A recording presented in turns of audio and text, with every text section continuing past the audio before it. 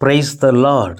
கிறிஸ்துவுக்குரியவர்களே, வாழ்ந்திடு நற்செய்தி ஜெப குழுவினர் சார்பாக உங்கள் அனைவருக்கும் கிறிஸ்து பிறப்பு பெருவிழா வாழ்த்துக்களை தெரிவித்துக் கொண்டு கிறிஸ்துவின் பிறப்பு செய்தியை ஒரு சில நிமிடங்கள் உங்களோடு பகிர்ந்து கொள்கிறோம். கிறிஸ்துவின் அன்பு உள்ளங்களே, ஆண்டவராகிய இயேசு பிறந்த மாட்டுத் தொழுவம் இன்று மிகப்பெரிய ஆலயமாக உள்ளது. புனித தலமாக, மிகச்சிறந்த ஒரு புனித தலமாக இருக்கின்றது. பாருங்கள், ஒரு மாட்டுத் தொழுவம் எப்படி மாறிவிட்டது? ஒரு சாதாரண மாட்டுத் தொழுவம். இயேசுவின் பிறப்பு மாட்டுத் தொழுவத்திற்கு மறு உருவம் கொடுத்தது. அது ஆலயமாக மாறியது. அப்போ இயேசு பிறந்த இடம் எப்படிப்பட்டதாக இருந்தாலும் அந்த இடம் ஒரு ஆலயமாக மாறிவிடுகின்றது என்பதை நாம் பார்க்கின்றோம். அது மட்டுமல்ல, கடவுளும் தமது மாட்சியால் அதை நிரப்பியுள்ளார். இன்றைய உலகத்தில் நிறைய ஆலயங்கள் இருக்கின்றன. நம்ம கிறிஸ்தவ ஆலயங்கள் நிறைய இருக்கின்றன. அதை நன்றாக கவனித்து பாருங்கள். ஆலயங்கள், பல ஆலயங்களின் பெயர்கள் சீடர்கள் பெயரிலும், புனிதர்கள் பெயரிலும், மறைசாட்சியார் பெயரிலும் இருக்கும். எப்படிப்பட்ட ஒரு பாக்கியம் இவர்களுக்கு கொடுத்துள்ளார் கடவுள். வார்த்தை மனு உருவானார். கடவுள் மட்டும்தான், இயேசு கிறிஸ்து மட்டும்தான் கடவுளினுடைய மகன். அவர் மட்டும்தான் மனிதனாக அந்த உலகத்திற்கு வந்தார், உயிர்த்தார், கடவுளோடு இருக்கின்றார். மற்ற எல்லாருமே நம்மை போன்ற மனிதர்கள் தான். அது சீடராக இருந்தாலும் சரி, புனிதரானாலும் சரி, மறைசாட்சியரானாலும் சரி, நம்மை போன்ற மனிதர்கள் தான். ஆனால் அவர்களுக்கு மட்டும் இப்படி ஒரு பாக்கியத்தை கடவுள் கொடுத்தார்?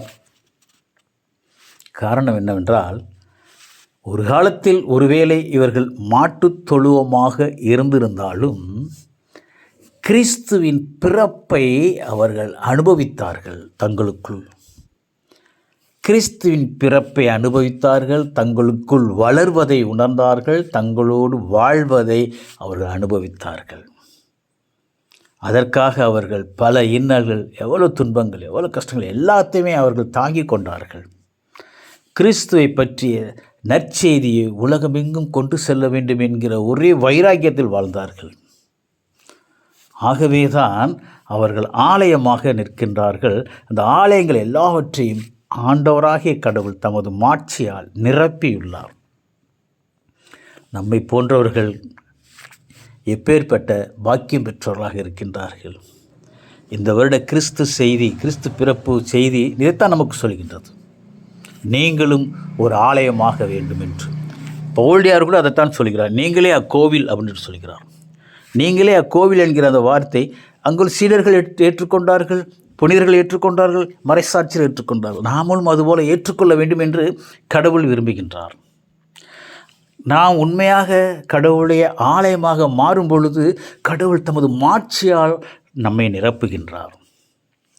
அந்த மாட்சி எப்படிப்பட்டது என்று ஃபாரூக் 5ஆம் அதிகாரம் 1வது வசனம் மிக அழகாக சொல்கிறது.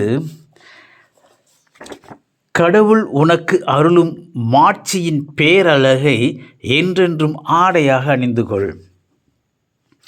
கடவுள் நமக்கு அருளுகின்ற அந்த மாட்சியின் பேரழகை ஒரு ஆடையாக நம்ம அணிந்து கொள்கிற ஆடையாக இருக்கும்.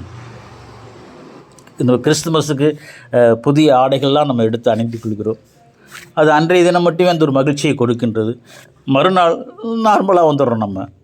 ஆனால் கிறிஸ்து கடவுள் வழங்குகின்ற அந்த மாட்சியின் பேரழகான ஆடையை நாம் அணிந்து கொண்டோம் என்றால் அந்த மாட்சி நம்மளை விட்டு ஒருபோதும் விலகாது. ஏன்னா கடவுள் மாறாதவர். நாமும் கடவுளோடு இணைந்து மாறாதவராக வாழும் பொழுது நிச்சயமாக கடவுளுடைய மாட்சியில் நிறைந்தவர்களாக இருப்போம். நாம் ஆசீர்வாதமான மக்களாக இந்த உலகத்தில் இருப்போம். நம்மோடு இருக்கின்ற கடவுளுடைய மாட்சி நம் குடும்பத்துக்கும் இருக்கும். நம் குடும்பமும் இதனால் மகிழ்ச்சி அடைவார்கள். ஆகவே இந்த நாளிலே நாம் ஒரு முடிவெடுப்போம். நான் ஒரு ஆலயமாக வாழ்வேன், கடவுளுடைய மாட்சியில் நிலைத்திருப்பேன், நிறைந்திருப்பேன் என்று முடிவெடுப்போம்.